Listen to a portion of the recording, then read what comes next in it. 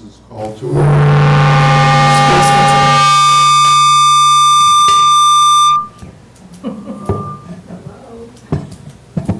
That's the warning gong. Should we wait? Yeah, just wait a second. Okay. Okay. Could we take the roll call, please? Commissioner Gold? Here. Commissioner Jameson? Here. Commissioner Peterson? Here. Commissioner Rodriguez? Here. Chair Williams? Here. Stand for the Pledge of Allegiance. Aaron, please. Sure. Place your right hand over your heart, repeat with me. I pledge Allegiance to the flag of the United States of America and to the republic for which it stands, one nation under God, indivisible, with liberty and justice for all.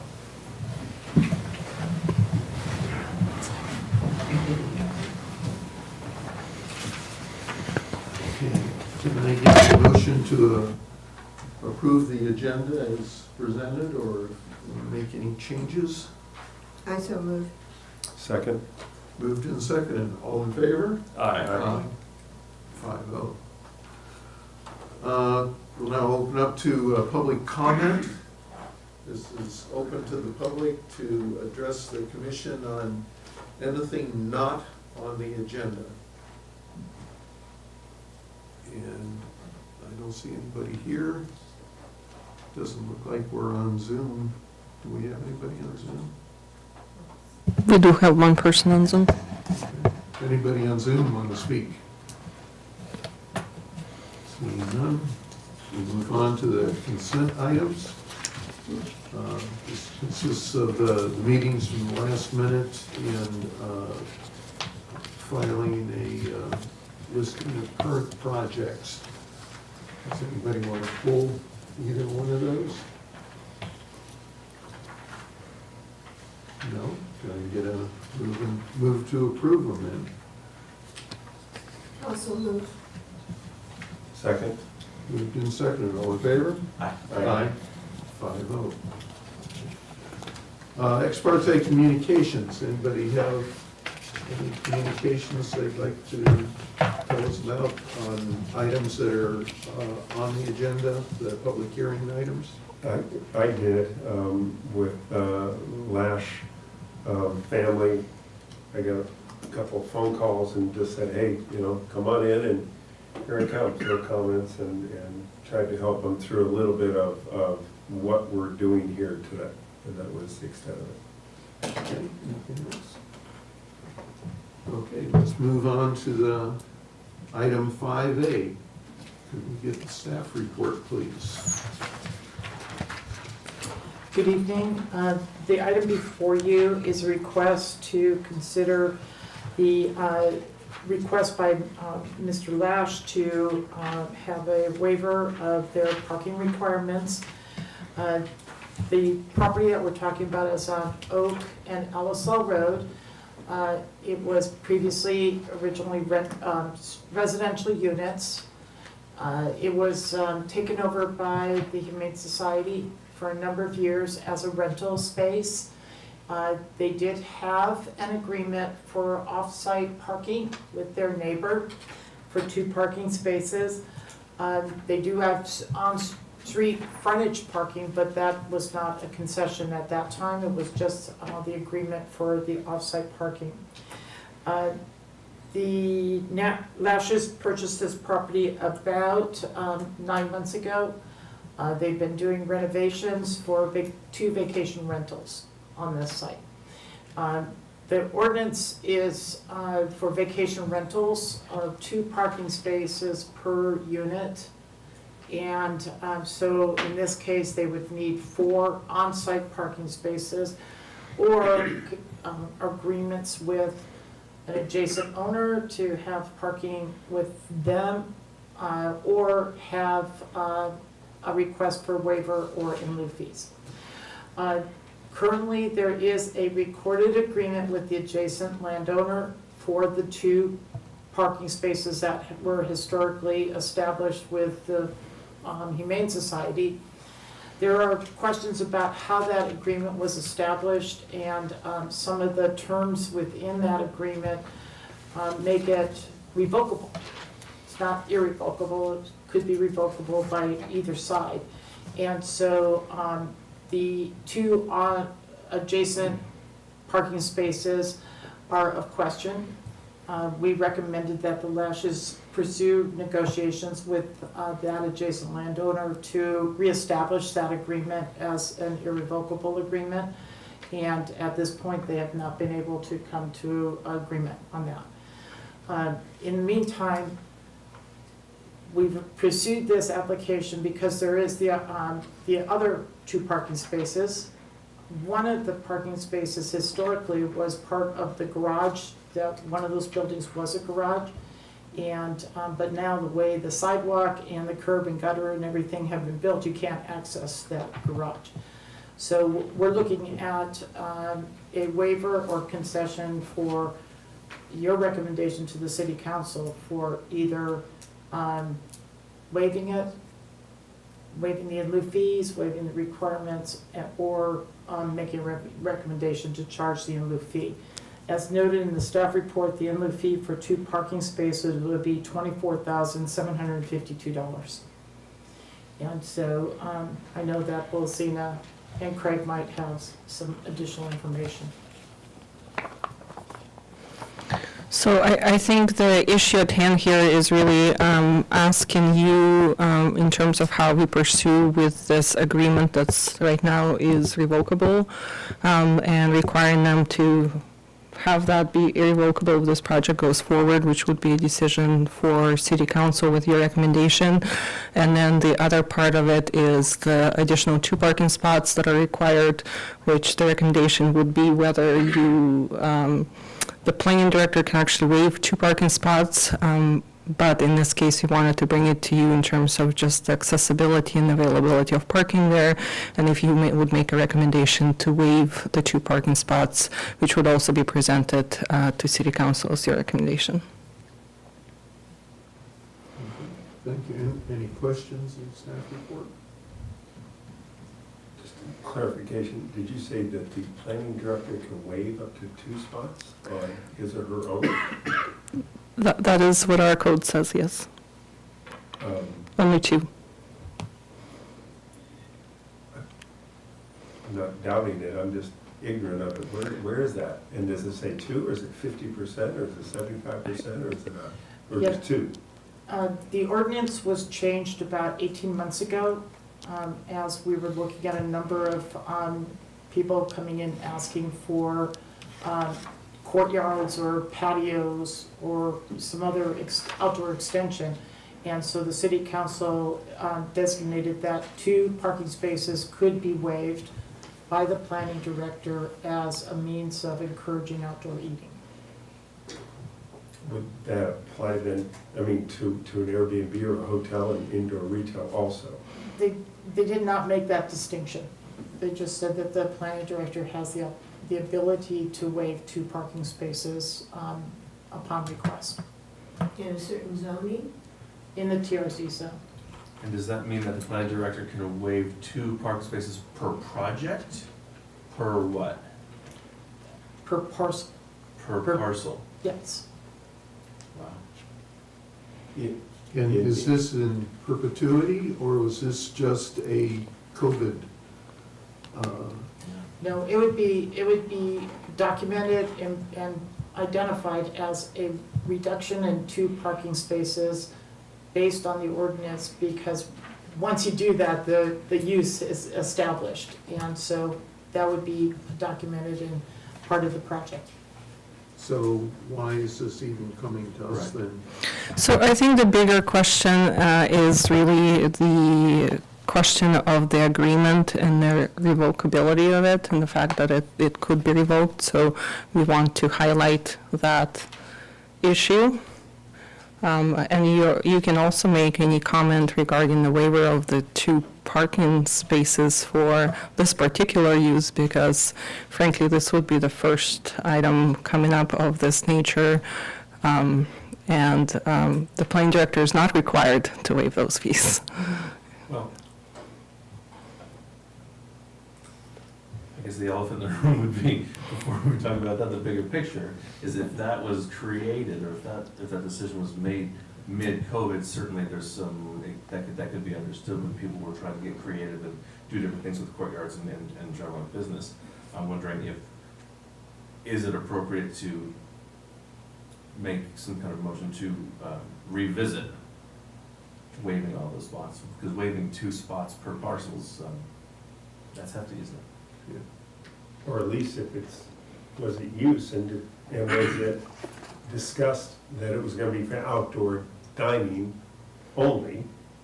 Because that has been discussed before, or was it for outdoor dining and a hotel room and an Airbnb and a retail, in other words, all? So, I don't, without more info, I have no idea. And Chair, I would suggest that you hold the public hearing before we have more comments from the commissioners. Thank you. And then, I was, yeah, thanks. Good point. so we'll put that on. So that was my question of staff. What? With a big question mark. So, is there anybody here with the public that would like to speak on this item, 5A? Yes. Please state your name, please. The name is Benjamin Woodall, and I'm here for the Lash family. They couldn't be here tonight, so they asked me to come. So what they want to request is a variance for the parking spaces. It's their understanding they're going to need 2 per vacation rental unit, so that would be a total of 4. And ultimately, they want to request a variance to not have to provide any of them. Historically, it's their understanding that that space has been used without off-street parking for at least 25 years, commercially and retail. So that's pretty much it. There's no change in zoning. It was previously mercantile. It's the 2 houses, front and back, neither of them have off-street parking.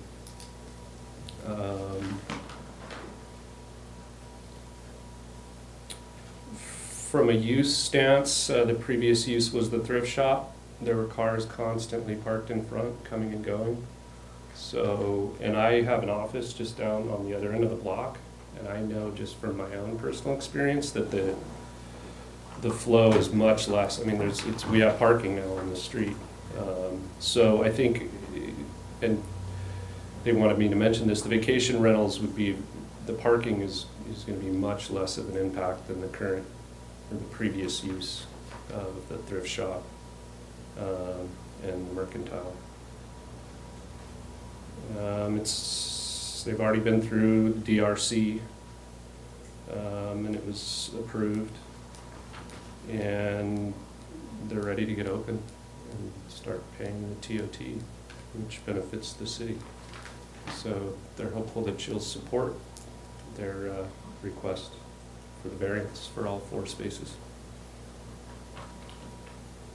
Thank you. Any questions? I'm just wondering if they are going to pursue the 2 parking places behind Tom Hale's buildings. You know, there is that, but I think ultimately, because those aren't forever, that can be reneged by Tom, that it really Well, is. Tom's not here anymore. Well, yeah, whoever, right. So the current owner, it was a part of their escrow documents, but it's not forever. So it's kind of something they don't want to bank on, because it could be reneged at some point. Well, have you really worked with them, trying to get them to agree to it? You know, I'm not sure how far they've gone with that, yeah. Well, I'd like to see them to pursue that Okay. further. Yeah, and they might pursue looking for all 4 spaces. With the neighbor, but you would want to see those, they would be forever spaces, right? Yeah.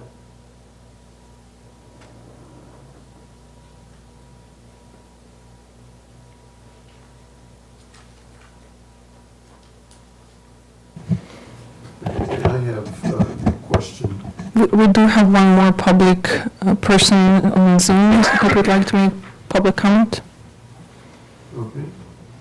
Who's on Zoom? Susan Bott is here.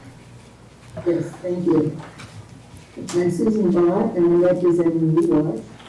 We are suggesting that the Planning Commission consider the following issues when making decisions about in-lieu fee waiver requests.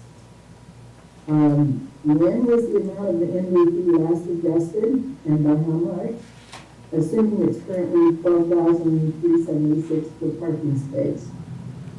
Are these in-lieu fees kept separate from general fund income? And if so, how much is in that account and how is it used?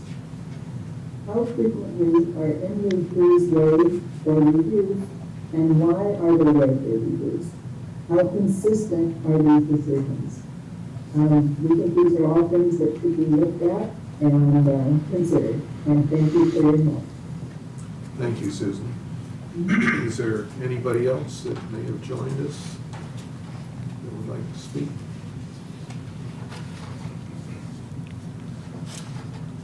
If not, we'll bring it back to the commission for discussion.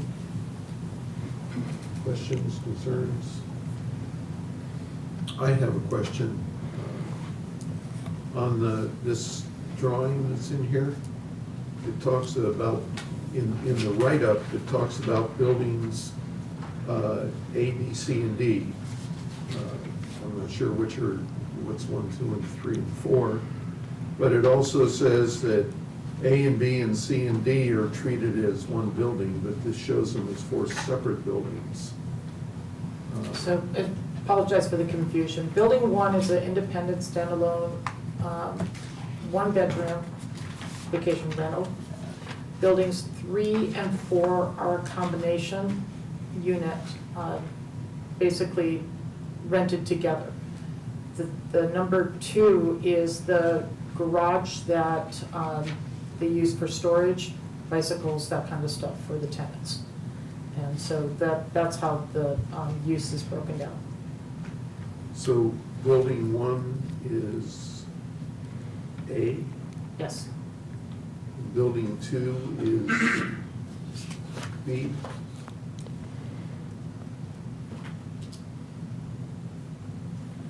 Because it says A and B are treated as one building, That would be 3 That and would be 4. 3 and 4 then. 3 and 4. so, and, but okay. C I- and D are treated as one Yeah, building. I apologize. Building A is standalone. I understood building B is the garage. That's the brown building, as it's painted now. And then building C and D are the buildings that operate together, that are rented as one. That's building 3 and 4. Yes.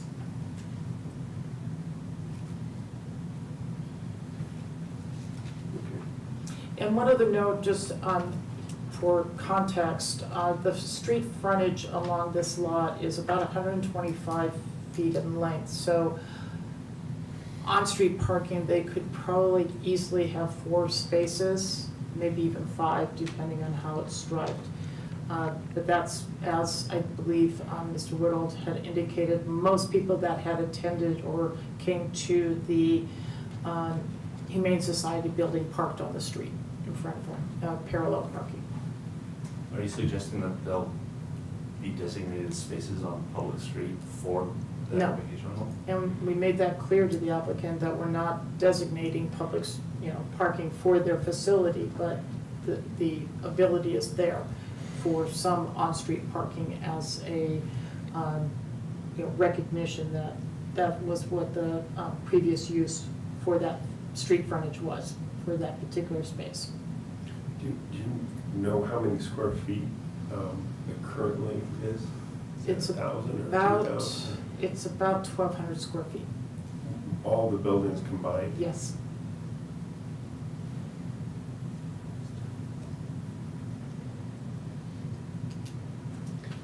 My comment, and we've had this many times, but first off, we need to look at our parking in the city of Salt Lake. I mean, it's abysmal, it's embarrassing that we don't know what we have.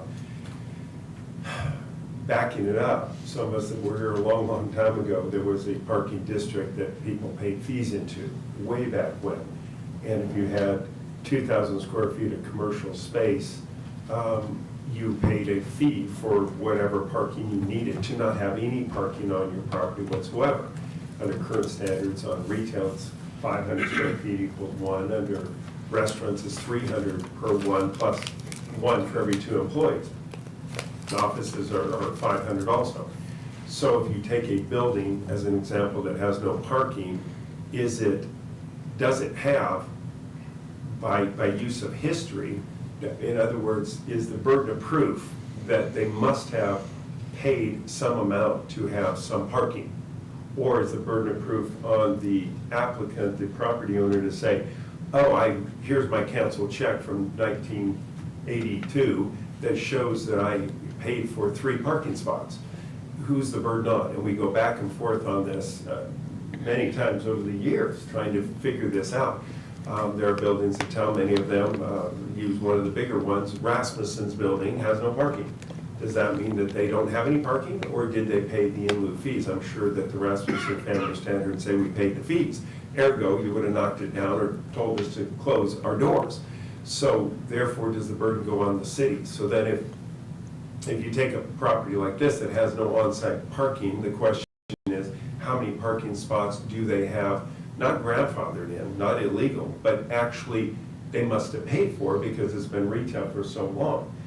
And if it was retail under current, it would be, if it's 1,200 square feet, then they would have 3 parking spots that they should have, that they paid into now. Or if it's 2,000 square feet, it's 4. If it's 2,500, it's 5. Then you get to change of use. But change of use, if I take a retail that is 1,000 square feet and I have paid for my 2, just because I changed to a restaurant doesn't mean I lose the 2. It means that I get 2 credit. How many do I need? Ooh, I need 3 now. Well, I've got credit for 2, therefore I only have to buy 1. I know that you guys have pulled your teeth out trying to figure this out because it's been going on for years and years and years. And there was a time back with Arlene Pelsker that we had it kind of figured out. Shelley Stahl before her as planning director, I know in the last few years. And then COVID threw everything up into a ruckus, as to how many parking do you not, do you waive, what do you do? So my feeling is that this property has some parking that they must have legal, that they paid for as off-premise parking into the district. I don't know what that number is. I would take the square footage and divide it by 500 and say that's that number. That would be my feeling. The second is a revocable easement doesn't carry any water with me whatsoever. Me personally, it's got to be an irrevocable and it's got to be recorded against the property, because I can give you that and tomorrow revoke it and you don't have it, and what are we going to do, knock down your Airbnb or your retail shop or your hotel? The bigger problem that I have is our what we're calling our vacation rental ordinance, which nobody here drafted. It was, I don't even know when it was, 2000 or whenever it got drafted and passed, which states straight up that you must have 2 parking spots per unit on campus. Doesn't allow for in lieu, doesn't allow for 500 feet remote. It says that you have to have them on campus.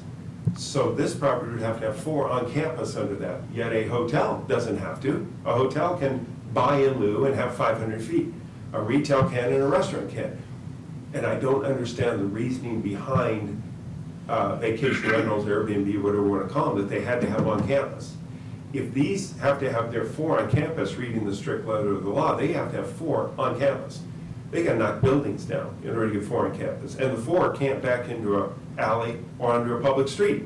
So it's maybe even an unusable lot. I don't even have an answer for it because I don't know the property well enough. So my comment is we need to look at the Airbnb or the vacation rental ordinance regarding parking. Hotels are 1 per guest room plus 1 per 5 employees. This doesn't say any of that. It just says 2 per unit. Well, what if it's a 1-bedroom? What if it's a 4-bedroom? It doesn't matter, it's just 2 per unit. Not faulting anybody in this room. I could have been a planning commission, and maybe Jody was, and we helped draft it. So I'm a little embarrassed. I didn't even know that it really existed as it went through the roles. The other thing is, I believe that they have some vested rights, unless we prove that they don't, to some parking, depend on that 500, or I know it was under the 500 if it was retail per square feet, and divide that out, and they would have that. Then you get into how many of those have to be on campus and how many have to get off, and it's the 3.6 and the 1.2%. I mean, I know for a fact that it has been a nightmare. So in the bigger picture, we need to look at our parking and how that works. Second picture is on this specific one. I believe that they're vested on some parking. I don't know what that number is. Whether they have to pay an in lieu fee on top of that, say if they're vested for 3 and they gotta pay for 1 or 2, but we don't even allow them to pay for 2. Under our ordinance, we say it has to be all on campus. So we are, we're in a tough position, and we've got a person who bought a piece of property, we're trying to figure it out and walk through it as staff is. I'm sure staff has faced the same. I printed it all off, and I'm going, and so the variance issue makes sense to me. City public parking on the streets makes absolutely, that carries no water for me whatsoever. Having a revocable easement carries no water for me either. Those are silliness, because I could argue that all day long. What does make sense is when they bought it and when this was converted in from residential to this, there was some vested parking.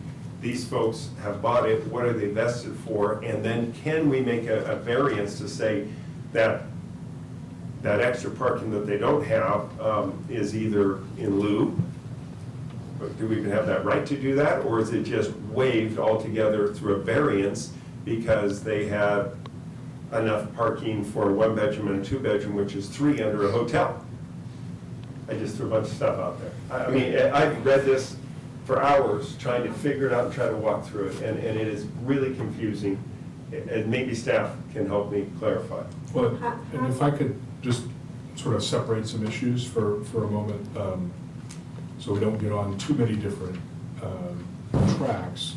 There's not a variance application before you.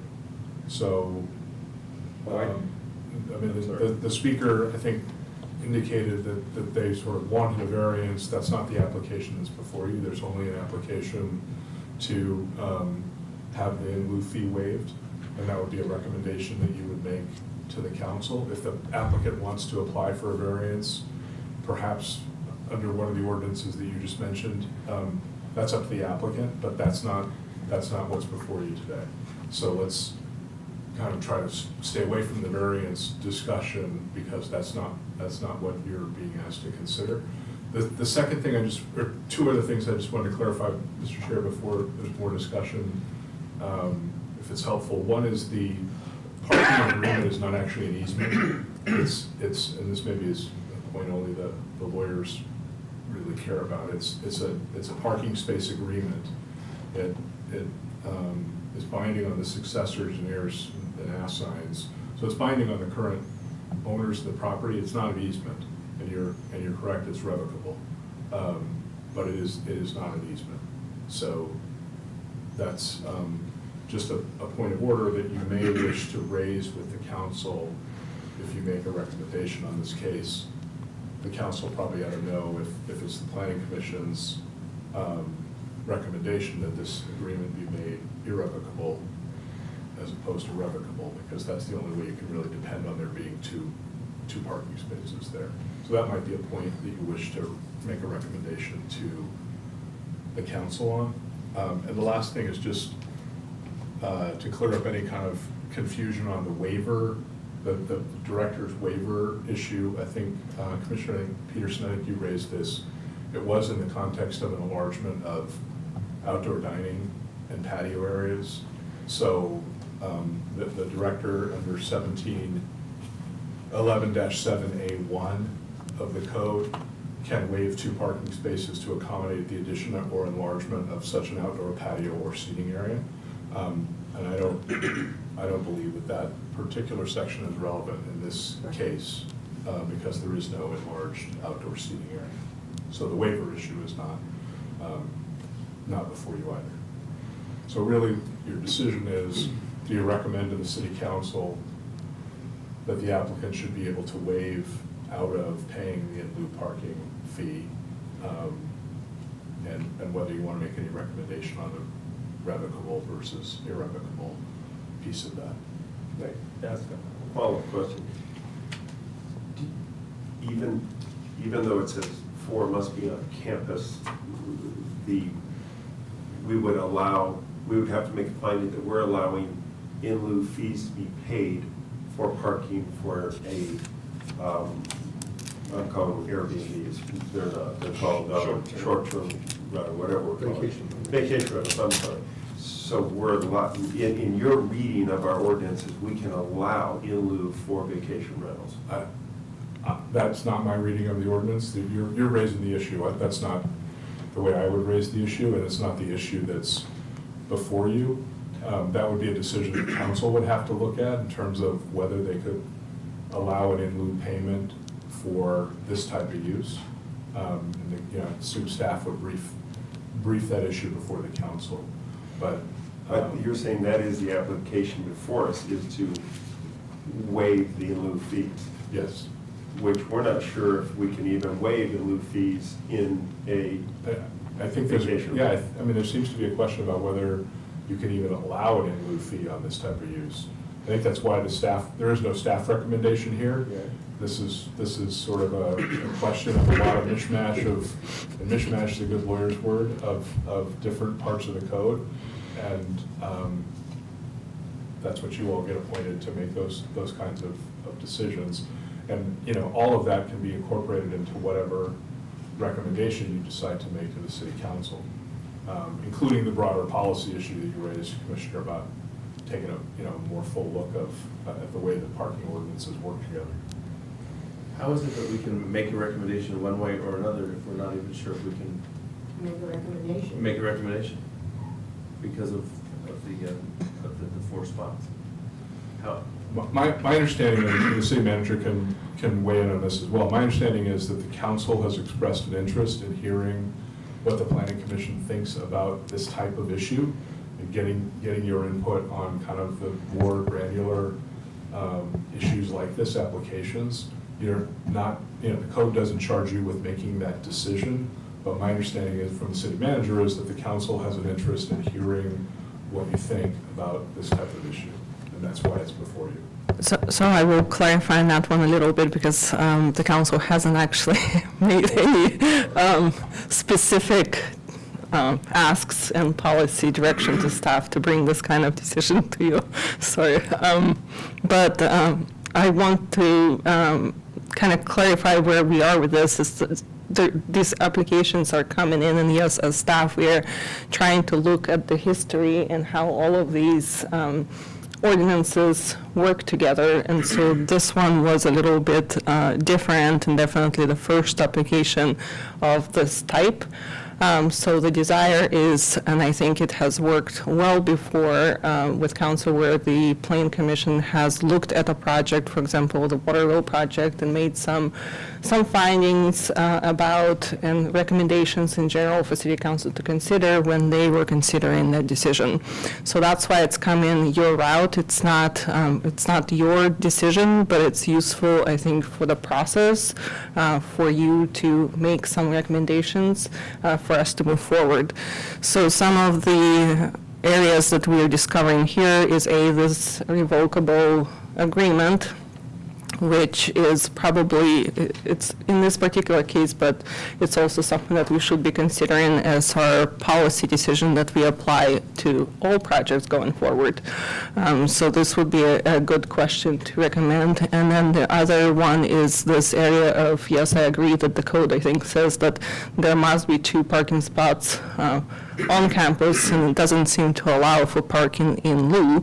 However, you could raise those bigger policy decisions for us to start looking at how do we make all of these ordinances perhaps be more clear and work better together going forward.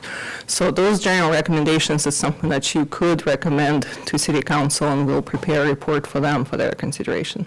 I just have a question about the parcel in general. When it went from a living quarters or a house or a residence or whatever it was called, and they converted it with the, what was it? The Humane Society. Humane Society. Did they at that time purchase anything in the parking district? So my understanding of it, and Lori can fit in, is that the 2 parking spots were waived here, and then there was still 1 parking spot on the property, which then, because of the expansion of the Oak Street, is no longer accessible. So those were the... Into the parking district that we know of. Yes, we have in the office a very old list of properties that paid the parking in lieu fee. I believe it's from 1987 to 90 or something like that. And I don't recall, I did not look at that list for this particular property because the agreement for the Humane Society was in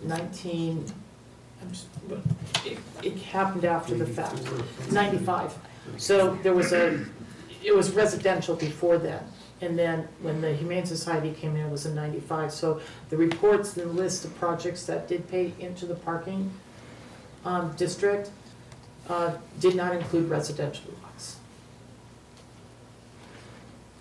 No, I understand that, but once it became the Humane Society's building, did they at that point in time? No, because my understanding is that the district stopped collecting fees after a certain period of time. What was that period of Yeah, time? When did they stop? I'll have to find that out for you. So I'm not sure if just on parking in lieu fees, just about the process of how we collect and keep track of them, to be clear of what we are doing, which we're required to do. Under AB 1600, those parking in lieu fees are all placed into a specific fund. Each project is tracked from the time when they were assessed the fees to when they're paid, and then we also track how those funds are being used. So the majority of the fees that were collected throughout time under AB 1600, under this parking in lieu ordinance, have been exhausted to essentially purchase parking lot 5. So that's where the money went. But we do keep track of those, and there's not that many projects, frankly, that were subject to parking in lieu and paid into it.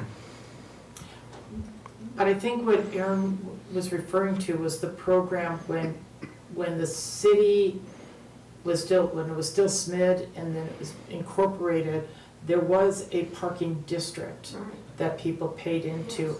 I can go over that list with Zena and see how that either retired or when did it finally end? Because I believe that the goal was to collect about $500,000 to purchase one of the lots, and again, that was probably one of the other lots, and it was divvied up among acreage and square footage of the businesses within that area. And I can bring forward, I'll work with Zena to bring that forward to you so you can see how that different generation of funding came into play. And that's a bigger picture that I think we have to bring back to us to look at those parking district fees, and then also the in lieu fee provisions that we have. 12,300 passed in 1990. I don't know if you could even pay the 10 by 20 spot with that kind of money, much less buy the land and do it. I mean, this is 10, 20, 30 years old, 32 years old, And I don't know if we've raised the price, maybe they have over time. So- $12,200 doesn't seem like a lot. If we're trying to really build parking lots for, and in lieu of not having them on site, if you will, on campus. So I would just add a little bit of information on that. I think that from the records that I've seen, the parking district at some point was probably retired entirely, and now it was all transitioned just into this AB 1600 in lieu fees. As far as the in lieu fee amount itself, yes, it was established by a resolution from 1990-something. We are currently in a process of engaging a consultant to update all of our in lieu fees, essentially. So we've done the general fund, the utilities, and now we're moving forward with these ones. So it's in process. So what I hear you saying is that the parking fund is at zero essentially right now, Correct. and we have a serious parking problem in town, and with no way to pay for additional parking. Is that kind of summarize what you were, as an overview? Well, I think as part of parking in lieu is a funding mechanism. The city council is considering other programs under the 2-year financial plan development. So there's other ways to potentially pay for parking, but this is one of them, and this is an ordinance that's currently in effect. So I think Where I was leading was, if we grant waivers for the in lieu fee, we're never going to get any, under current conditions, we're never going to get any money to augment parking in the city. under this program, yes. So my feeling is that there should be some really serious extenuating circumstances that says we waive the in lieu fees. And I don't know how everybody else feels about it. Yeah, I agree, it's hard because someone has a property that doesn't have parking or whatever, but you waive his fees, well, it's not fair to someone else. That's the heart, you want to be burned to the stake. Because we waive one person, when the next person comes up, it's like, well, you waived his, but how come you can't waive mine? So it's like, where do you find that balance of fairness? So I think, my feeling is we should deny this request, recommend to the city council that they come up with some other funding way for parking so that people don't have to pay these in lieu fees, or reduce them, or allow them to pay them over time. And not, I don't know if they have to pay them all up front or not. The city has historically allowed payment over time with an interest charged. Even no interest would be, I know you gotta make money. And we're saying that they're looking at this program being altered or renovated with the new general plan coming up. So Right. people that are coming up with this transition point, that's something to consider as well. Like, or is the city considering putting parking meters out or something to collect money instead of putting a burden on people doing renovations? Right, well, I think those are bigger questions probably. What we really are looking at here is, I think the ordinances in a way are clear in setting up a structure for making sure that there is sufficient parking in the TRC area, and then allowing certain parking spaces to be paid in lieu instead of just providing the parking spots. In this case, we have, if we read, I think, the ordinance of the short-term rentals, it does clearly say that there should be 2 spots per rental, which in this case would require 4 spaces for this property on site. So that's the strict application, I think. The one aspect that we've mentioned is the fact that we have this revocable trust it's right adjacent to on campus, which may be an area of consideration, but it is revocable, and there would still need to be a need, arguably, under the ordinance for an additional 2 spots.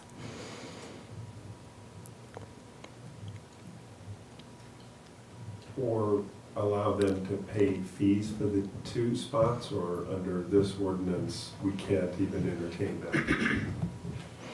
So and I would look at our attorney here as well, but from the language, the way it reads, I didn't see any reference for parking in lieu in terms of the ordinance. Right. I think that's the way we would interpret it. Nor there is a path for variance.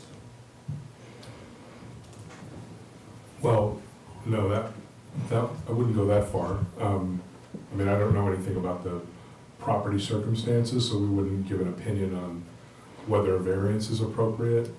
But if there's not a variance before the commission, if there was an application, staff could advise you as to whether it was appropriate given the circumstances, but that's not what's before the commission right now. And just to further, Yeah, I'm trying to get clarification. you can get a variance on any property for lots of things.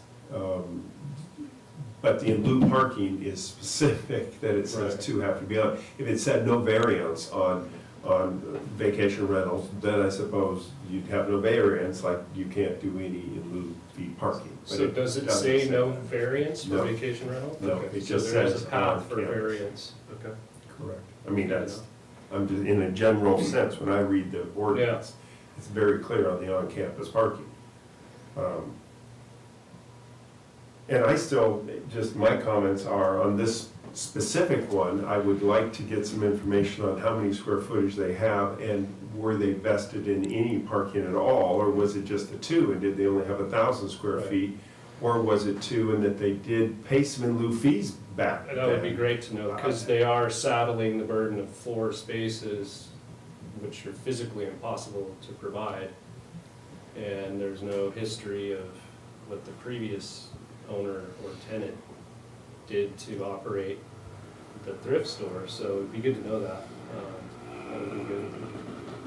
Yeah, it'd be good to know if they were vested in any, from my standpoint, any parking at all, because even 1,200 square feet of retail had to have 3 if under the current, because you always round up.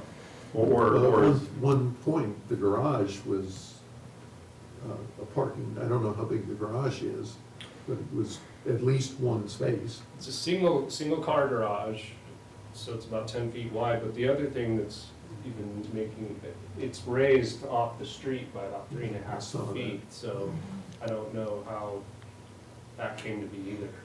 When they put in sidewalks possibly or something, they, at that point, made it inaccessible for a vehicle. So, and I don't know how long ago that was, it wasn't any time recently, obviously, but probably before the Humane Society was there, I would imagine.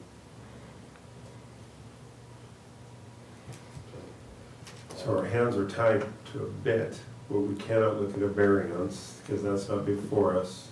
We don't have really where they vested in any parking, because we don't have that information. I feel very strongly about the revocable parking is not adequate, or a parking agreement that's revocable. I hate to have them come back another month, but we don't have a lot of the information maybe in front of us on that, on the square footage and on that, and what the little bit of that history was. The square footage is, from what I got from the owners, is 2,007 square feet. That's all the structures on the property, and it is 2 parcels. So buildings, back to the labeling of the buildings, Building A, which is the one that's closest to Alisal Road, and the biggest of the buildings, is approximately 974 square feet. That was the original house. So if it is over 2,000 square feet, using the logic of today's numbers, they could have 4 parking spots. Right. Assuming that the city council or that the planning department did not take into account this revocable parking as 2, they gave them 4 either through some waiver or they paid some fee, some in lieu fee. We don't think it was in the parking district because this parking district predates this. So did they pay fees? And was the two that they got just to make it convenient for their people to park there or employees knowing that it was revocable? So again, are they entitled to 4 parking vested? Yeah. So what we can do, thank you very much for that discussion. I think we do need to do a little bit more research on the history of this property and see if we can go through the files to see how decisions were made. We did do without a pretty thorough search, but I think particularly on the previous parking program to see if anything was attributed to this particular parcel may help bridge that gap. And we are encouraging the applicant to pursue a irrevocable agreement with the adjacent neighbor. And then, could I just make one more comment? It seems like we're kind of closing this down, which is fine. Under the vacation rentals, you guys have, I assume we've all looked at the vacation rentals, and it lists those lists those parcels, the addresses on Copenhagen Street, which were residential, were TRC. We did them for the RENA numbers, rezoned them to residential. We have exempted a lot of those lots, 7 or 8 or 9 or 10 of them, to be able to have vacation rentals on them. Under the current ordinance, they gotta have 2 per vacation rentals parking on campus. And I only throw that out because I'm aware of a project, meaning the Lansby Hotel, that's coming up with maybe 10 or 11 hotel rooms, which they would have to have 22 parking on site, which I don't know if that's what they know or that's what they think, but it makes a lot of things, that you, as a hotel, you could have 1 per, but if it's vacation rentals, because we only allow vacation rentals there, it's times 2.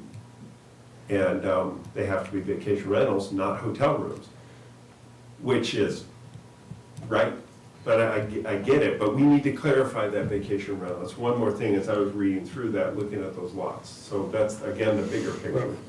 Okay, well, let's get back to this. But it affects this. It's the same reason that we're having this conversation is for on campus. So the question before us, and we brought up all these other things that need to be answered.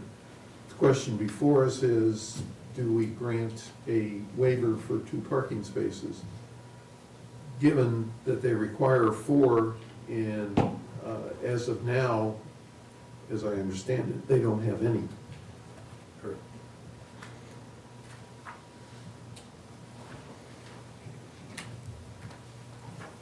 So, I mean, I feel like I said this 40 minutes ago, are we prepared to make a decision like that? Or do we need some more clarification first?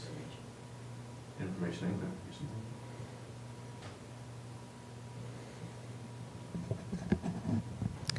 So I think it does sound like it's best for us to do a little bit more research and come back to you with some additional recommendations on how we could move this forward.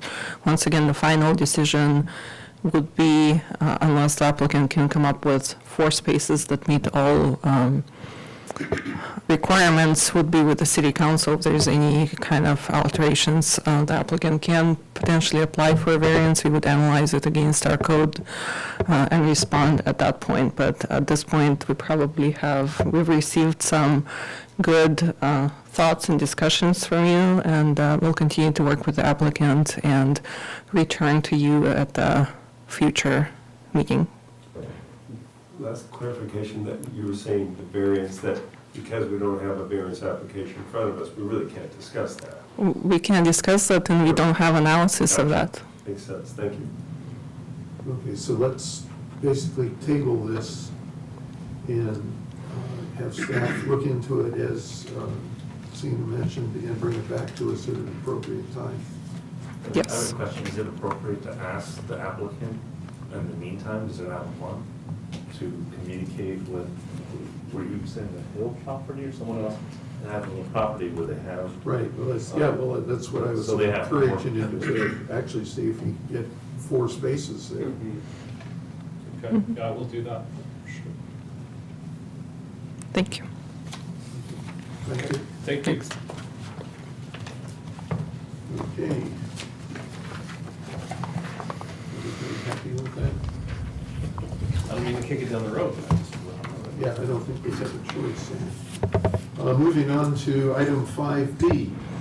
Okay. We have the staff report, please. Lori, I'm just going to preface this a little bit again. Item 5B is another item that has to do with parking in lieu waiver request. It's a Tiki Bar Lounge that's trying to expand their bar space basically into what used to be retail space. Once again, you as Planning Commission are just asked for your general comment and advice in looking at the application of different parking requirements and parking in lieu fees. The final decision would be with the City Council. I also want to clarify and contrast compared to what's in the report is that the ordinance actually states that only, so there's 3.6 spaces required per 1,000 square feet.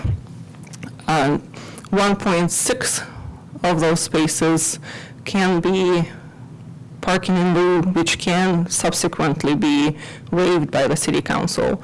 However, 2 parking spaces are still required as parking spaces per 1,000 square feet. So that's a little bit of a modification to what was included in your report to make it clear that the applicant would still have to come up with 2 spaces because of the change in use per 1,000 square feet, and they can request 1.6 of those to be waived as parking in lieu, which would be an action by the City Council. Lori, I don't know if you have anything else to add here. No, this, just in the context, we have several different things that have transpired over the last 2 years with this property.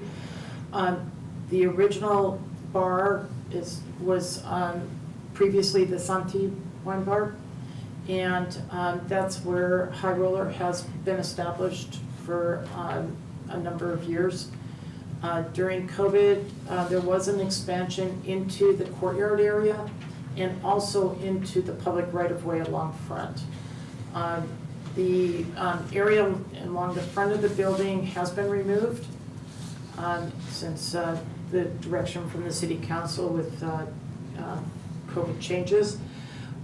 The courtyard area still has seating in it, and it's part of the calculations here for the amount of parking or square footage that's being used by High Roller.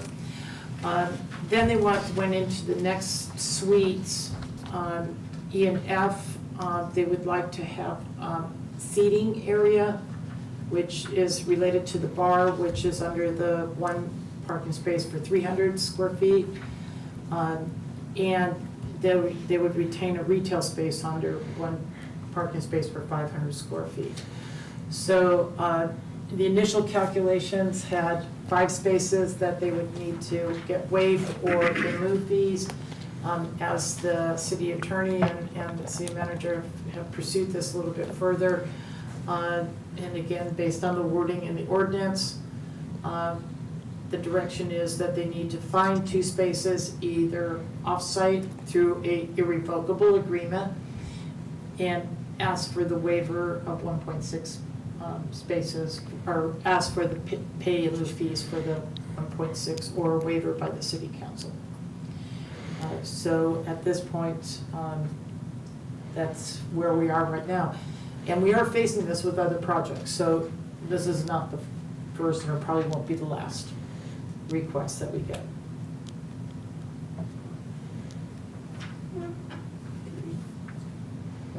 Well, with that, I have 1 speaker slip on this. Michael Cobb. Yes. Good evening, ladies and gentlemen of the commission. Appreciate you taking the time to hear me today. So I'm here representing High Roller Tiki Lounge, as part of High Roller Tiki Lounge.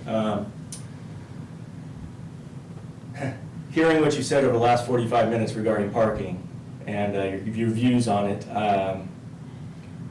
I don't want to just keep going over it again. I think I understand what your views are a little bit, but we are money strapped, cash strapped. I wasn't, just to give you a little bit of background, I wasn't eligible for any PPP money during COVID. We moved right during COVID.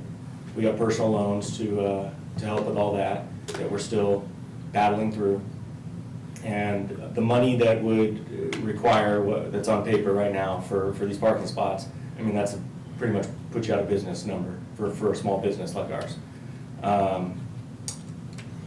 When I started the project, I did my due diligence. I asked my compliance officer, I asked several people what we needed to do this and get this done. It seemed pretty simple. I did the diagram, sent it off to the ABC. It took them about 4 months while I was paying rent to even look at it. And then they said, well, this is on hold until we hear from the city on usage. Unbeknownst to me, that was going to require a lot more than what we had imagined. So this has been going on about 1.5 years now. I've been paying rent. The actual rent of that place that I can't make any money off of is more than the rent of the place I'm making money off of.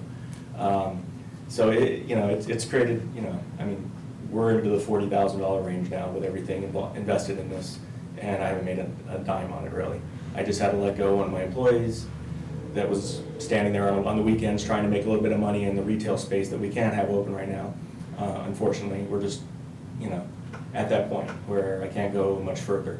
My landlord's been amazing. She's held checks for me and things like that. She's declined to get too much involved. She's given me a little bit of, it's Marianne Larson, she's given me a little bit of history on the building that she knew of, but even some of the city staff, we couldn't find a lot of things going back. I bring this up because you were talking about parking way back when. She had said that they had paid for some parking a long time ago and such. So that's kind of where we're at with this. I'm here to ask for your sympathy and all of that. It's crazy times. I'm not trying to do anything grand or crazy. We're just trying to not send business away, which we do on a Friday and Saturday evening, because people don't want to sit outside, even though we have heaters. They want to be inside. We're constantly sending people away. We just don't have enough place to put them. And I just want to put a little bit of people inside that area, that space, and then we have retail in the back. And I can grow the retail bigger if we need to accommodate different rules for the parking. But we do have a 7 parking spot space behind us, which many places in Solvang do not. That includes my handicap area as well. Somebody recently, a staff member from the city, sat in my patio for 2 hours and did some diagramming and some figuring. And that person came up to me and said, the whole time I sat here, I didn't see one person drive here just to go to your place. They're walking. And I said, yeah, that's my, I'm sure that's everybody's argument. They're walking. And, I lived in Nyborg Estates for 16 years. I always knew when it was a busy weekend because I'd see parking on my street right away when I get up in the morning. And I know there is a perceived parking problem, or maybe there is a parking problem in Solvang, but to me it seems like everybody manages to find their way to the able skiers and the bakeries and everything else, but and to our place, and they're parking somewhere. And I see it. I know a lot of people see it as I talk to my customers all the time. And they say, "What's going on over there? Why can't you get that open? What's the problem?" And I say, it's been this and this and this, but now we're stuck on parking. And they said, well, that sounds like a city problem, not your problem. And they said, why don't they build a parking structure? And I said, well, I know they're looking into things, and I'm sure that's been talked about. But and I know the business of the city is a business as well, and you are looking at making money or using money to go towards things like that. I just heard you talk about that, and it was brought up. And you're right. Yeah, if we keep giving waivers, and how do we ever have money for that? I guess I'm on the other side where, somebody's trying to put a business in, somebody's trying to renovate a place that's costing them money, and now you're trying to take more money from them for things like parking. That is, it's a broad issue.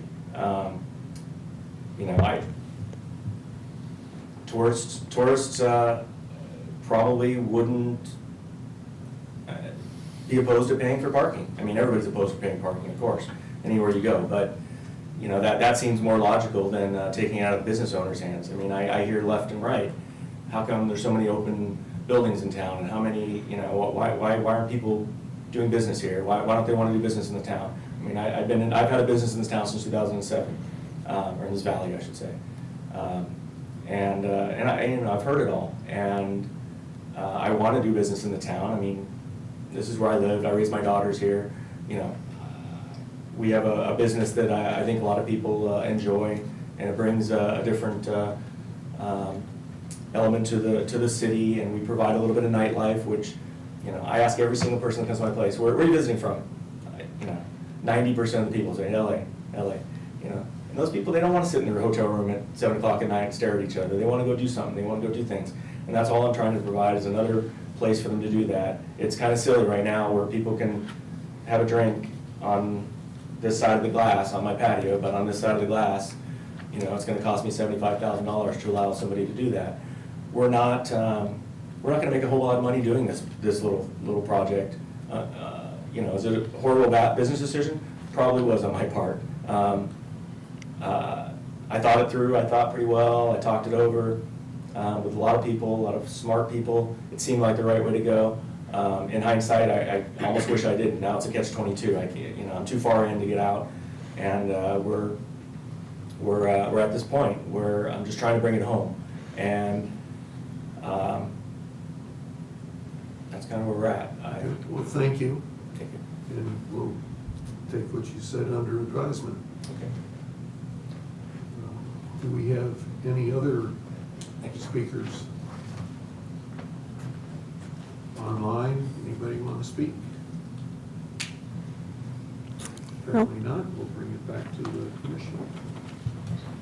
So I need some clarification on what you were saying, Zena, and Lori. So these really has to supply 2 parking spaces. And I didn't understand what you were saying. It was 3.6, but he's got to supply 2. And so that leaves 1.6 that is eligible for discussion tonight. Is that what I heard you saying? Or? Add one more thing. Sure, go ahead. What I'm proposing to do is only for a few days a week. It's only for Friday and Saturday nights, basically, when there's business in town. You know, we all know it's a ghost town during the week for the most part. We don't need that additional space for those days. We're just asking for a few days a week. So the impact on parking is only for a few days a week. Yes, it's the high volume days in town, so that doesn't help the argument much, I guess. But I just want that to be taken into consideration, that it's only for probably a few hours. We're talking about hours that most people are out of town already. You know, 5 o'clock, 6 o'clock, everything's closing down. Most people are gone. I mean, there's parking all on our street every day of the week after 5 o'clock. Plenty of parking, plus in the back, plus across the street. I worked a little bit with Sophia to look at parking. You know, there's additional parking, a huge parking lot across the street where the post office is, that whole block. And you know, I've walked that on the weekends during the day and at night, and there's plenty of parking available. You know, it's almost a hidden parking lot. Some people probably don't know it's there, but you know, and it's right across the street from us. So I just wanted to add that. We're talking about a few days a week, and in the evening hours mostly is when that spot is impacting parking. Thank you.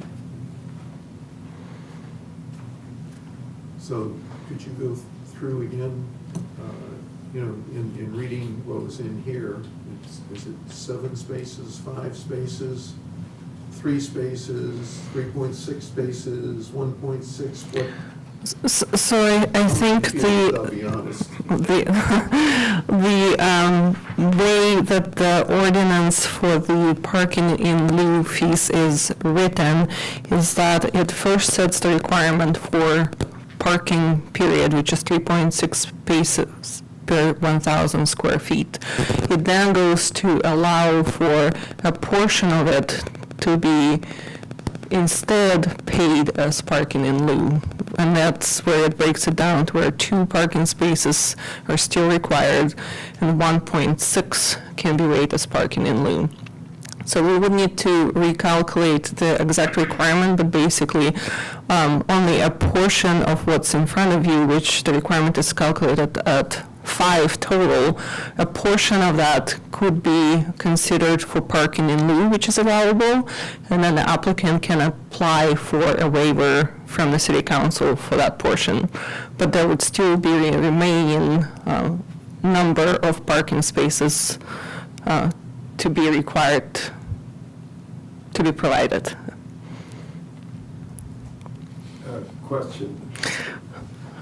So when do, I'm trying to understand this. So if I'm doing just retail, it's 1 per 500 square feet. If I'm doing a restaurant, 300 square feet, 1 plus 1 for 2 employees.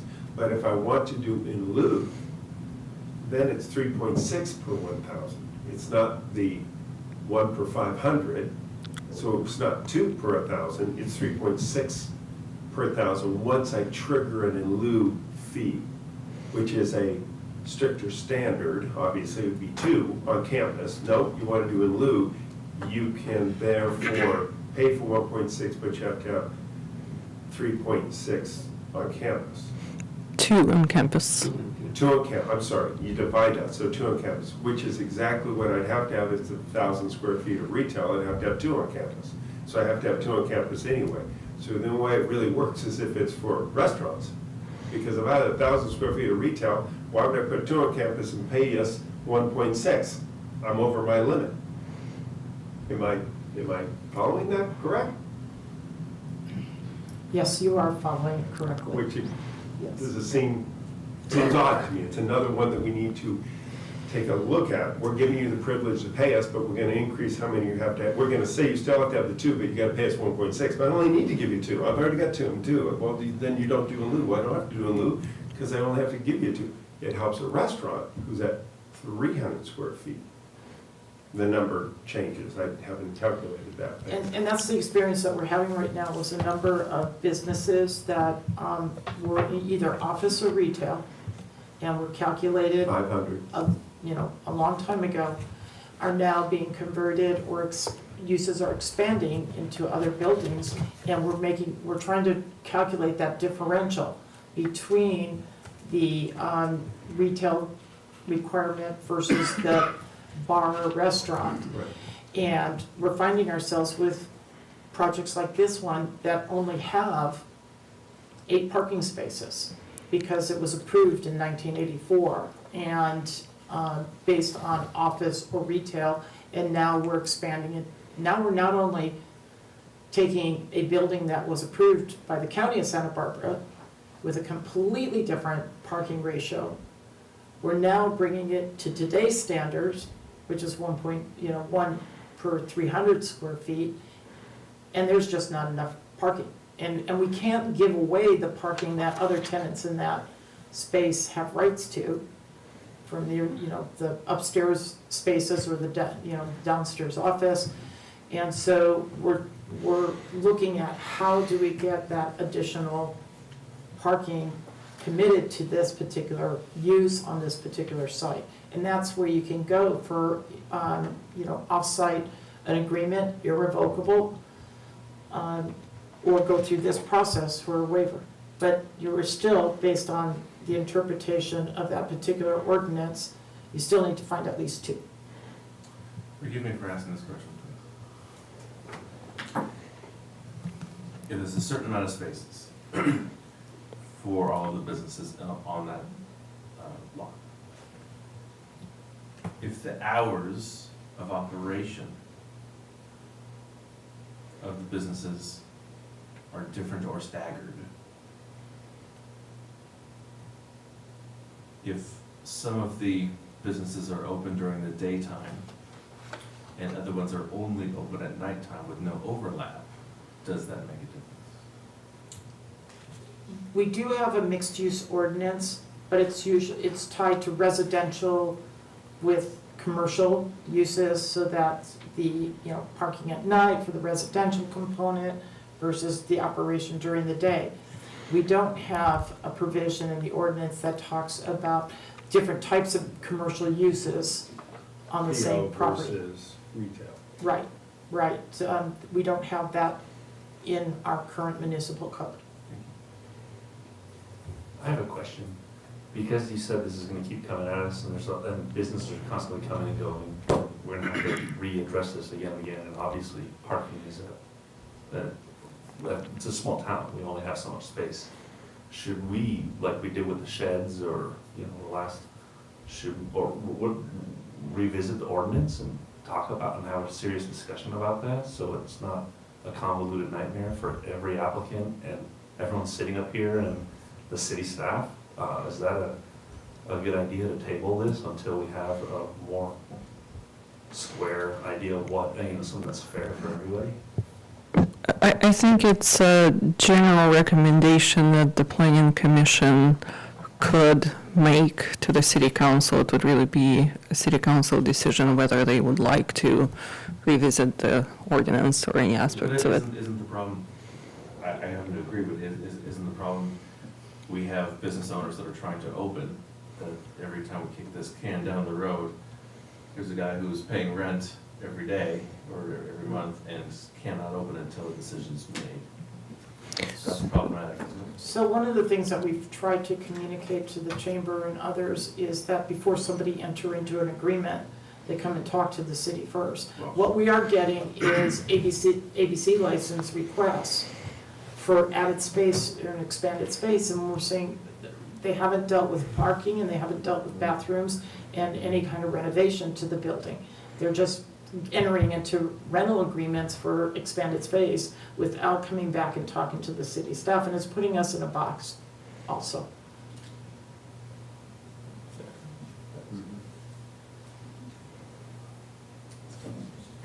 So back on this specific case, because I completely agree, I thought it was clear earlier how confusing it is, but it's even more confusing when you add in the 3.6 and the 3.2.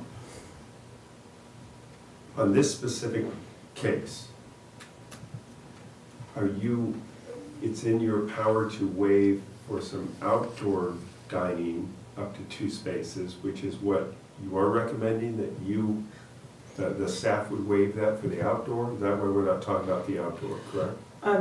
Actually, in putting this staff report together, we were so focused on the other part, we did not add that to the staff report recommendation. So we need to work with Sina on how to apply that particular provision to the courtyard area. And the courtyard is probably not more than 600 square feet Correct. of outdoor space, meaning that you could have the power to waive the 400 square feet of patio or 250 or whatever it is. So then we're only dealing with the expanded indoor change from retail to food. And that is why he is short. How many total? I know. I think he's short 3 spaces now. Short, If we just focus on that internal space. he'd be short 3 spaces, but he would have to put 2 on campus and only buy 1. Correct. And he can't put the 2 on campus. So you have to have an off-site agreement. Offset agreement, or a variance, but he has not applied for a variance like the previous applicant?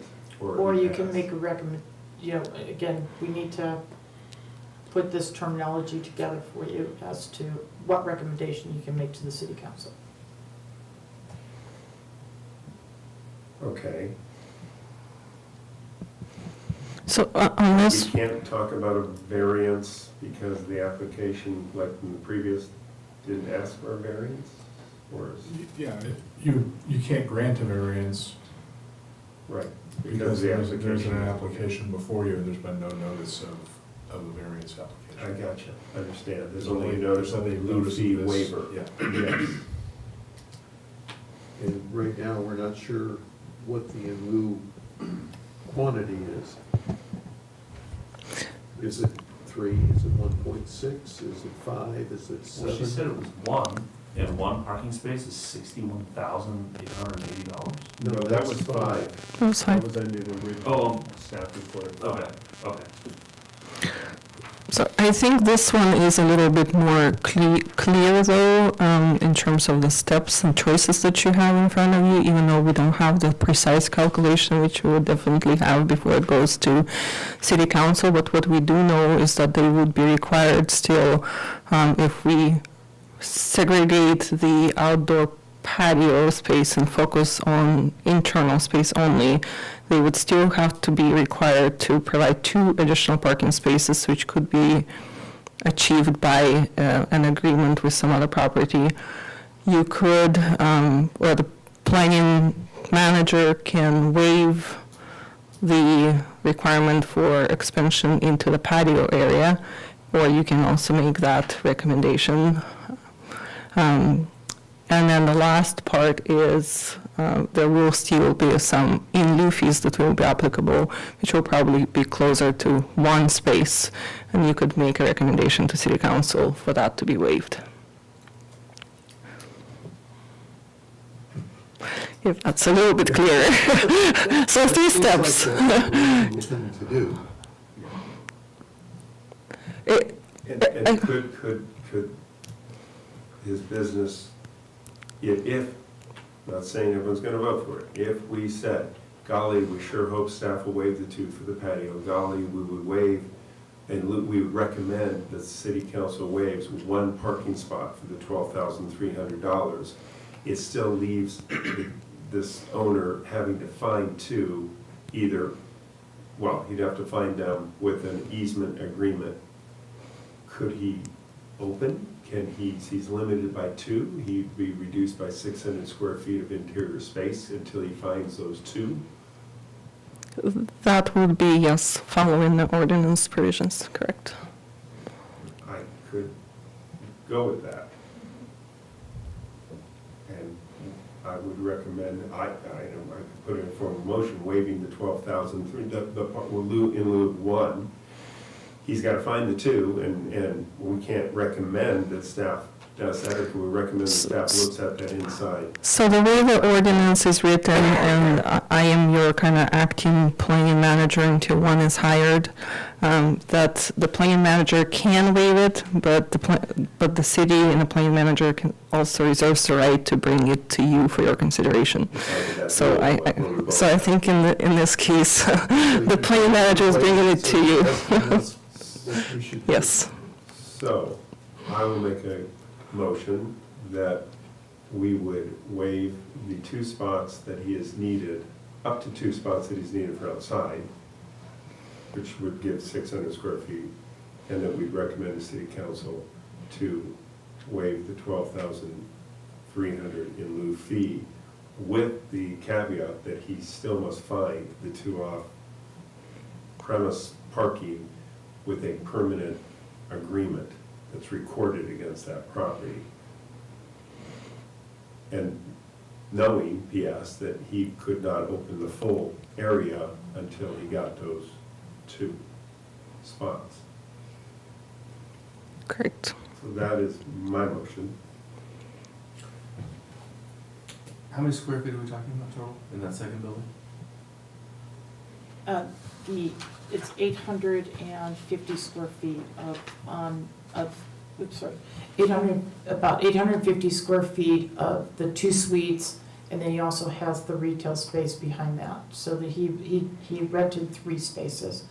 And our focus is on the 2 areas where he wants to have the seating and service area, which is 850 square feet. But that's not all interior. That is all interior. So The patio So area, Mr. Peterson's saying 850 square feet minus 600, so he can serve 150 square feet of space? Is that what I heard? 2. Do those numbers again, I'm sorry. 850 square feet.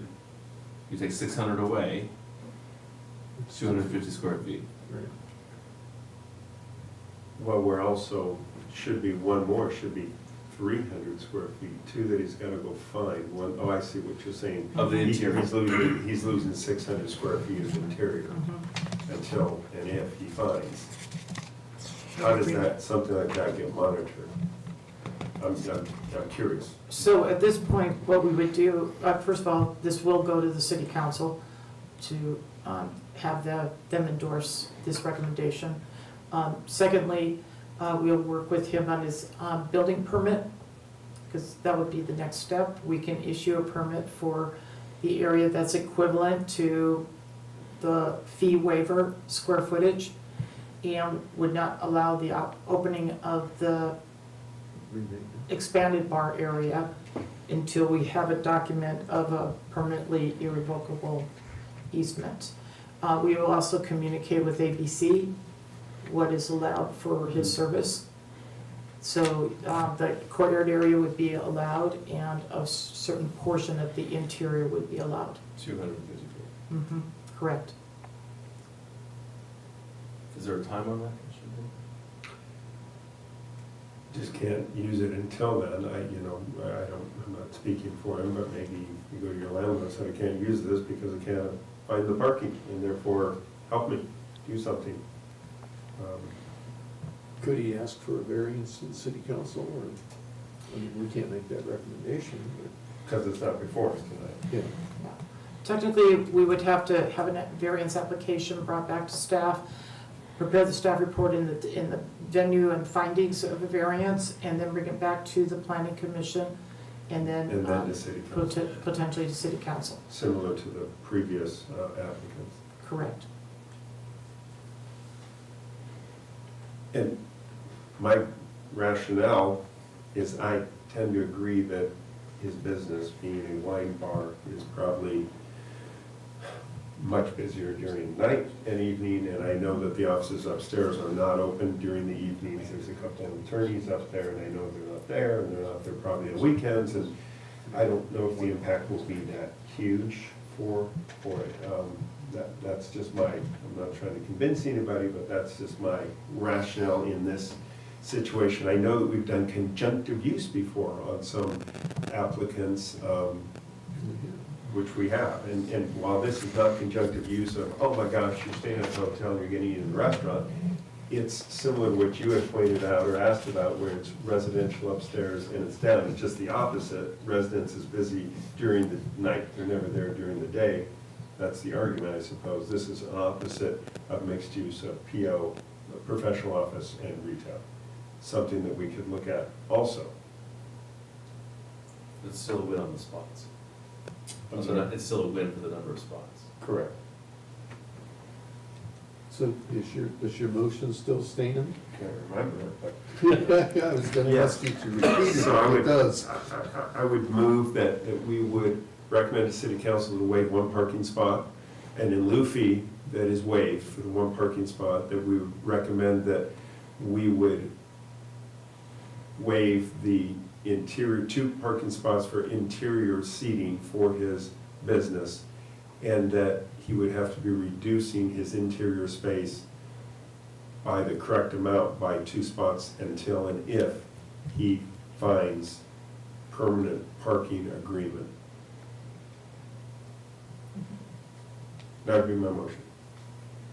Did I catch it all? And if I could clarify, your second motion Yes. was waiver of the patio parking. Correct, staff, yes, on the patio, yes, yes. Okay. Anybody have any comments? You need a second first, and then you can comment on it, Joey. I'll second it. And what do you have to say? Good motion, bad? I think it's good. No? I think it's workable for everybody. It's a path forward. We're trying. Yeah. Until we get something on paper that tells us what we really can do. As opposed to can't. Can we get a vote? All those in favor? All right. Aye. Aye. Aye. Did you vote yes? Yes. Or have you not voted? I voted, I'm good. Okay, approved 5-0. I mean, it's tough, because we're looking at Copenhagen Drive and eliminating parking and arguing over that, and then I get it, but we gotta we've got to get our hands around it. We do, we haven't in the last few years, so we've got to jump on this. But at least he can open it and get some records. Thank you. Okay, let's move on to 5C. Could we have staff report, please? Yes, this ordinance amendment is being brought before you in regards to the determination on how to best address food trucks and other vending on private properties. As we've discussed over the several planning commission meetings, food trucks have been requested to be allowed through the planning department.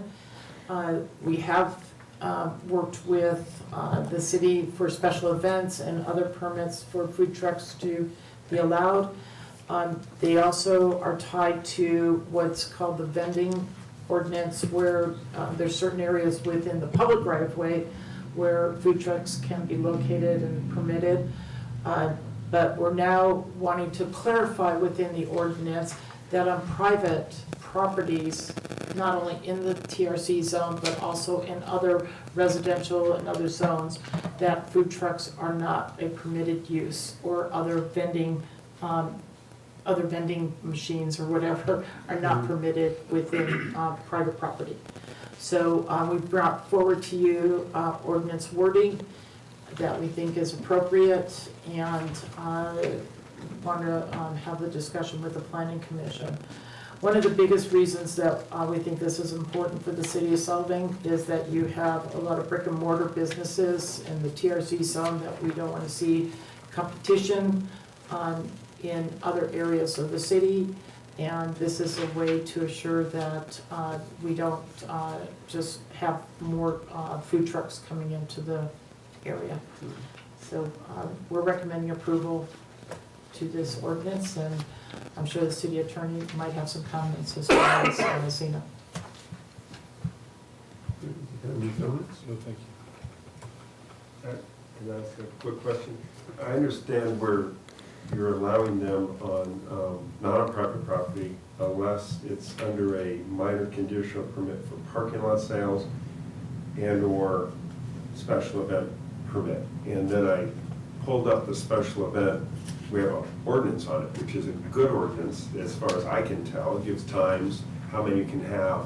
Solvang Park is carved out. I get that. I have an issue with parking lot sales, because unless there is some ordinance we have of what a parking lot sale is, what is a parking lot sale? This is very clear in special events. I'd rather see without the parking lot sale in there, unless we had something that I just couldn't Google and find. Like a limited thing and a size and a how and a nonprofit and all that other stuff, you know. Anyway, that's my feeling. I would have a problem with parking lot sales, not the special events, absolutely. Okay. I What we, guess seeing that on page 38, it's at the very top. They're allowed for two occasions.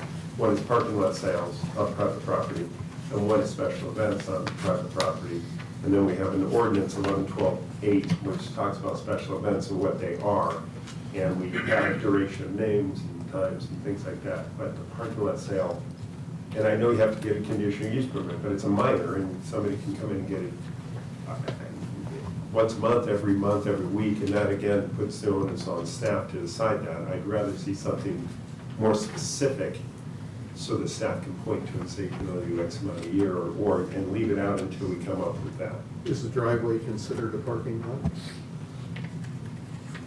if it's on private property, yes. Okay. Then it would need a minor conditional use Yes, permit and go yeah. through that route. I was just, I had a similar question to what he was saying, is what is the meaning of a parking lot? The parking lot sale, but Could be a garage sale at a house, and therefore you can roll up on. yeah, well, that was my question, because when I think of parking lots, I think of Lot 1 or Nielsen Center or something, not somebody's private road. So your recommendation, just in order to address this, would be to eliminate that phrase unless all the way to, or a special event permit, and just say a special event permit. Correct. Correct. That's would be my recommendation. I'll be honest with you, I hadn't even thought what Chairman had brought up, which was a driveway being a parking lot, and then you roll a food truck on your grass next to the parking lot when you have a garage sale in a residential area, but we probably won't allow them in residential areas anywhere, but I don't know if we said that or not. I was thinking more of just a parking lot at Denmark Square, and we're gonna have a parking lot sale, we're gonna roll up a bunch of food trucks, you know. That didn't seem correct to me, if I could do that once a week, once a month in my back parking lot. So just to answer the one point that you just made, it says just above that, any other conveyance, whether motorized or not, on private property in any zone within the city. So it is residential. Yes. That's why I asked the question. So I would rather just take out parking lot sales altogether, unless we wanted to come up with some clarification later. Unless we want to redo it right now, but that just seems, we'd have to me, to feel comfortable in vote for it, we'd have to say times and when, and we'd have to really be specific, because we're very specific, again, on special events and they're nonprofit, which nobody has an issue with ever. So, not to, Yeah. I believe when we did the large code revisions process for Title 11, I believe we actually took out the special events, if you would remember, section, with anticipation of coming back with a revised one. So I just want to highlight that to you, that I believe that's what happened. This code just, so the codifier needs to make those changes. But we will have a special events section. Yes, Yes. I just want to be upfront with you that this section is currently not in effect and we need to bring it back. Which means, just to be clear, means that there wouldn't be a food truck on private property until you have a special event permit process in place again. And we do allow special events for, public spaces that we permit. It just wouldn't be codified in this manner. But we'll come back to the codification.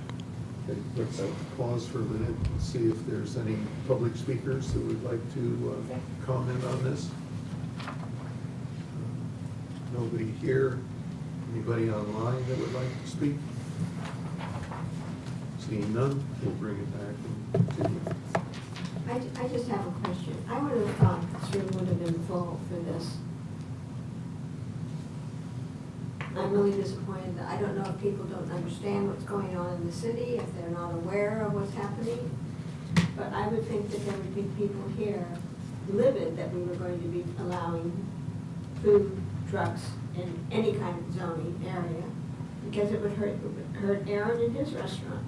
It would hurt Mr. Goble in his restaurant. I'm really disappointed that there's not more. Maybe they just trust us that we're gonna do the right thing. Or they're not emotional. We're not really allowing the food business, not allowing food. I know, but they don't, that's what the paper says. That does not mean that that's what this group is going to do. We could change it. That's our prerogative to change it. That's all.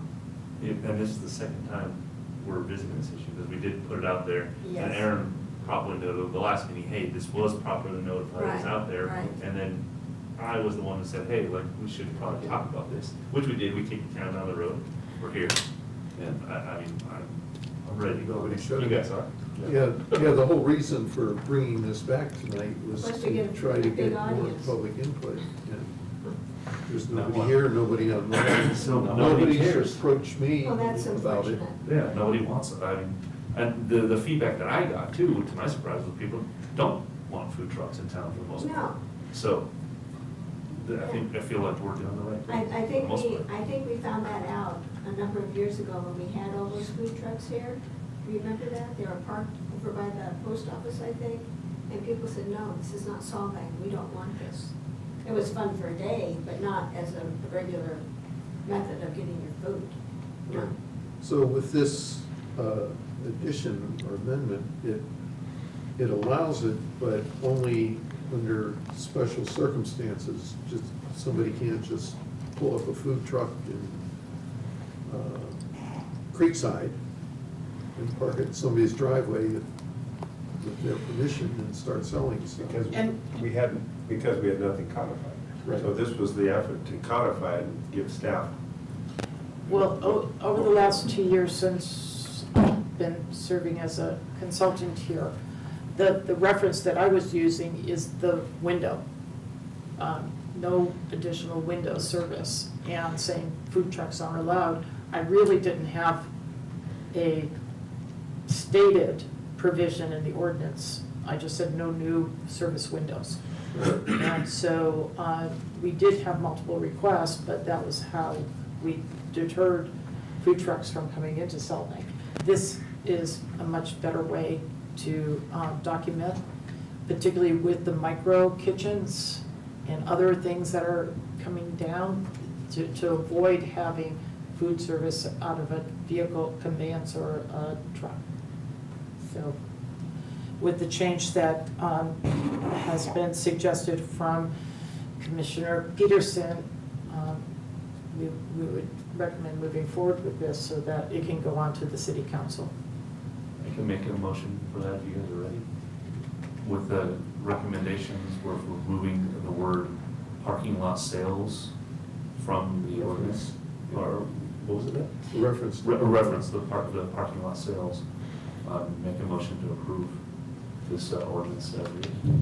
I would second that. Moved and seconded, all in favor? Aye. Aye. Aye. Opposed? No. Passes 5-0.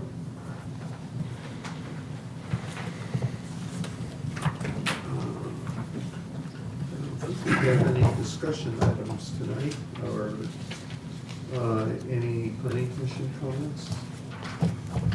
We've all made a lot of comments. The only comment is, let's look at our parking and tell city council to tell us to do it, or whatever we need to do. Because it's key to a lot of things that we're doing right now. I agree, because Copenhagen Drive. Yeah, we're gonna keep getting these. it's gonna be too convoluted going forward, it's confusing as it is. So, yeah, if we could make, do you do that at the beginning when there's public comment that are not on there? Are you able to recommend that we talk to city council about, how does that work? So, Public talking to us. Wait, so you're making your comments right now, so you can make those comments. I would recommend the city council to look at the ordinance for the parking in lieu of fees and how we should address it going forward, and make a big discussion about it. And if I wasn't, I'll just restate it, and also look at our vacation rental unit ordinance, and let's get ahead on that, if we want to make changes or not. It's a little tough. I agree, I think we should, because it's 4 spaces, there's a lot of very small lots in this town, so it's very hard to make 4 parking spaces. If people want to invest in this town, we should make it easy for them to invest in this town. Right, but at the same time, just reiterating, the parking issue needs to be addressed by the city council. And I think what we identified tonight is there's some urgency to that, you know, maybe not necessarily waiting till the general plan is done and then 3 years down the line, start figuring out what we're gonna do about parking. Maybe we should start now. It makes me wonder how many other business owners are in the same position as some of the folks we heard from today. I would suspect that these are not the only two. Well, Lori said they're coming at us, so. And as I noticed, the real indicator for us is when we get an ABC license for expanded space. Well, that means they've already started this process, but they haven't come to talk to us. And so, Well, they need to make sure that they check all the boxes before making a decision. yes, so we're holding back right now until we get more resolution on the parking issue. And so we're trying to get the word out that before you sign a rental agreement, you need to check with the planning staff and building Yeah. department also. Bathrooms are a big So deal. have you been working with the owners that are renting out these places to inform people that, hey, maybe you should go talk with the city? We haven't gone that far. I mean, it's another avenue to get the information out there. It may not be in their best interest to do that, but it wouldn't hurt to ask them. And to all these points, it is also upon the tenant to understand what's going on and go to the city. Because there are landlords, I'm pretty good at explaining what you can and cannot do, but I know it. But there's a lot of landlords who are absentees who don't know it or don't care. And you do feel bad for those tenants, but at the same time, it's on them. They have to do their due They diligence. gotta do their due diligence, you know, and not even put it on the chamber, because I know that you're talking to the chamber, they're like, we can tell them, we try to tell them to go see these folks, because they don't wanna get in trouble if they're giving the wrong Right. advice. Much like the sign ordinance, or sign makers, they can tell you, I'm pretty good at this, but you might wanna talk to these folks to get the real Right. nitty-gritty. I have one more question, Lori. Coming up on the planning agenda, usually you give us a rundown what's coming up, but I was curious what's happening with the hotel project over there across from the Mission. Is that going to come for us? Lumberyard? Yeah. Lumberyard project. The official application has not been submitted yet. We are working with Mr. St. George and his design team, and we are looking at doing a briefing, if we get all the materials together, to the DRC at the end of this month. So we're that didn't continuing. happen. Wasn't it on the agenda? That was a So, different St. George project. Yeah. The bank project For the- was on the DRC last Okay, month, but not the lumberyard. not the lumberyard. And that one was approved? No, because of the change in the ordinance now, that between the DRC and the planning commission, we're front-loading the DRC, and to make sure that all the colors and the materials and all of the things that the DRC would look at, lighting, landscaping, is in a good shape for them to recommend to the planning commission that they've met all the design requirements. And Mr. St. George didn't understand the magnitude of that meeting and what he needed to provide. So we had a good discussion, but he's gonna come back to the DRC with his paint chips and materials and everything else that he is looking to do for that building. Then we'll bring it to the planning commission. We were hoping that we could get that resolved and have it actually at this meeting, but he wants to get into more detail. And the DRC actually had some recommendations for him to change a couple of things. So we're hoping to have this back to the DRC at the next meeting, and then to your planning commission in July. It might be August, depending on his pace. The only project that we do have that we are almost positive will be here, things slip, is the 3 buildings on First Street, right behind the Park Place building. That project is going to the DRC with all of the paint chips and colors and materials and everything else, and then we'll bring it forth to the planning commission. And then if we have resolution and answer the questions for the Oak Alisol project, the vacation rental, we'll bring that back to your planning commission at the next meeting. Last week, last meeting, we discussed the enforcement officer, I think. Is that still a Monday through Friday job? And was there discussion about adding a 2-day person? So that item was heard by City Council at the last council, and they currently, code enforcement is a contracted out up to 20 hours a week position. They did approve addition of 2 part-time employees that would work with the code enforcement officer. To be, essentially, they're approved already right now, so I'm working on developing those job descriptions. They will be advertised, and the goal is to have them on board before the busy summer season So is comes that on. 3 people How many divvying people? up 20 hours? So it would still be about 20 hours, so the code enforcement officer would be about 10 hours, which is where he averages right now. The 2 basically quarter positions would be 2 part-time positions that would only work on weekends and busy evenings during the summer, so like Friday, Saturday, Sunday, to be present in town at all times, have that presence when code enforcement officer is not necessarily there. They can communicate any issues that you see or that they see and be that resource. So that's how it's structured now to start in immediately, and I assume that that will be the same recommendation when the budget is presented for final adoption on June 27th going forward. Just a general question, does the code enforcement officer, is he looking at signs? He is looking at signs, he's looking at, He's aware of the sign ordinance and working with the DRC? he is very aware of the sign ordinance. That is probably where most of his efforts are at this point, now that we're past the sheds issues. So that's really what he's focusing on. But yes, no, he has all of that dialed in. Okay. Any more comments? I would, Any further comments? yeah, Well, last comment, on code enforcement, I wasn't gonna bring up, just sparked it. When I started looking at these vacation rentals, there's a lot that aren't in the TRC.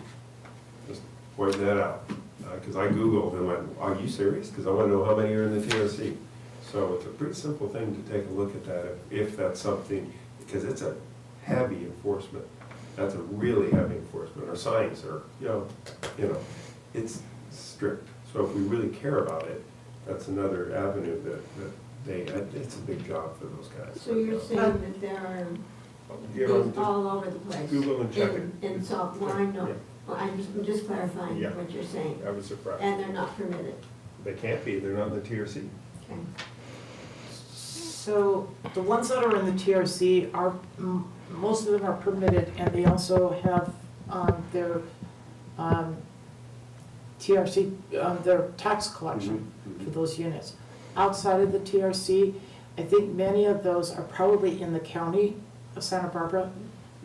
Just look So- up Google Map and see Yeah. which one to go on, BBRO, right? Well, we have done a That's couple fine. of zoning enforcement, but I yes. know it's tough. we'll keep looking at that. We've done some research and frankly didn't find many at that time, but if you're seeing some trends, then we'll definitely take a look again. So thank you for letting us know. We'll figure out if there's any unpermitted ones. I want to make a few comments, just kind of speaking of the parking issues and processes going forward so that you're aware of what to expect. The general plan update is going forward. It will be completed. All of the elements are basically going to be reviewed by GPAC within the next 2 to 3 months.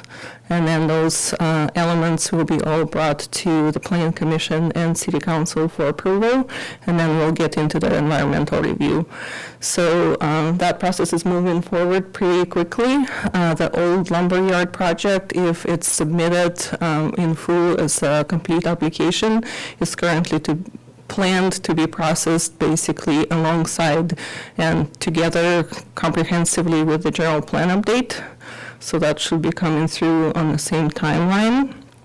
The Copenhagen closure, we are going to be holding a public workshop in mid-July with our consultants, so there would be an opportunity for public to review the potential plaza on Copenhagen or maybe amendments to solving other options. We'll also have some data prepared as part of that presentation on the traffic impacts of different closures. And parking, of course, yes, we'll be there too. Speaking of parking will be addressed through the update of the circulation element. That is definitely a big part of that. So we'll continue those discussions. We are also looking at options with the financial plan development for different ways to fund parking, one of which is being looked at to present to the voters a potential up to 1% sales tax increase. So that poll was conducted over the last couple of weeks, and we'll be bringing forward the results to City Council on that. It's a contract out with a professional polling organization. Correct. That was a polling organization, and we are waiting the final results to bring to City Council, which will likely be going on June 27th, at which point they will have an opportunity to decide whether they want to put that on the November ballot. And then finally, the in lieu fees is a project that's already approved and funded to start the updates alongside with the general plan update. So as we study all of the needs on circulation, parking, the in lieu fees will be trailing right behind that. So there's already quite a bit going on in those efforts, but today's discussion definitely brought up some of the other more detailed, perhaps, consistencies or areas to look at in our code, so we'll definitely start to identify those as well. I think I'm the newest person to live in this area, so forgive me if we've discussed this already, but Justin brought up an interesting question about parking meters. And so have we done parking meters? Have we ever charged for parking? Have we ever had a structure here? Have we ever done pay tolls? No. No. Okay, that's all of my comments. Lou, if you have any others. That's it. Welcome to our new city attorney. Thank you very much. Meeting adjourned at 7:56.